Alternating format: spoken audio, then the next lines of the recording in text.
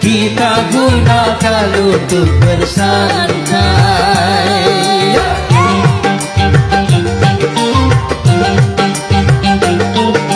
Macam-macam persoalan yang ada, coba hari itu dilupakan.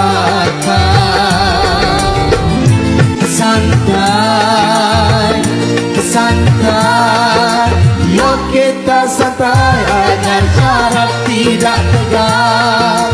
Yuk kita santai agar otot tidak kejang. Yuk kita santai agar syarat tidak tegang.